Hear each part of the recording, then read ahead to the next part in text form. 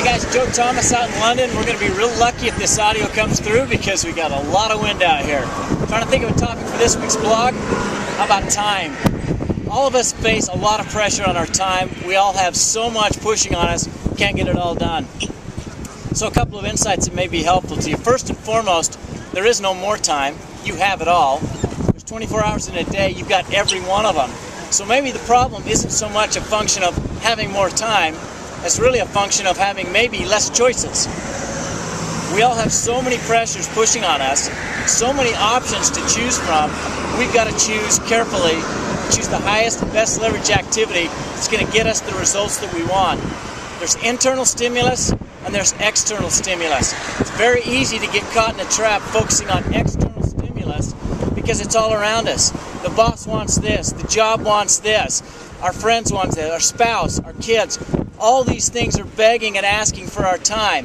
What's the internal stimulus? What is it that's driving you from the inside that you want to get done? If you haven't thought about this, if you haven't written out your goals, if you don't have a mission statement, you're pretty much going to be pushed to the outside stimulus. So you've got to figure out what's important to you.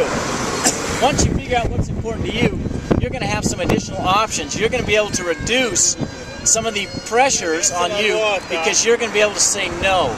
I'm going to give you 4 quick steps that will help you do this. First and foremost, anytime there's a request for your time, say no. Say no to it because it's not important. Get rid of the junk, get rid of the wasted time in our lives. That's the first process, the first step to getting more time and more done, more effective.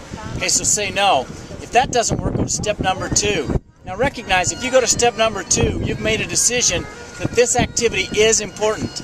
If it's important, go to step number 2, delegate it. Give it to somebody else. Hopefully someone that's better than you, more efficient than you, and recognize they may come back later and ask you for some help. So if you can't trash it, then delegate it. Give it to somebody else. Now if you can't trash it and you can't delegate it, go to step number 3, delay it. Schedule this thing. Get it on your calendar. Be efficient about it. Find a time that's appropriate, and when you start it, finish the project. Don't pick it up, put it down, pick it up, put it down. When you do this, you can exhaust up to 500% of the time necessary to complete the task. It's completely inefficient. So schedule this thing and hold true to your schedule. If you can't trash it, you can't delegate it, you can't schedule it, there's only one thing left. Do it. Do it now. Do it with excellence. Because if you don't have time to do it right, when in the world are you going to find time to do it over? Excellence pays. Mediocrity doesn't. It sucks. So do it with excellence. You'll get paid more. You'll be better. You'll be more effective. It's not an issue of time. It's an issue of choice.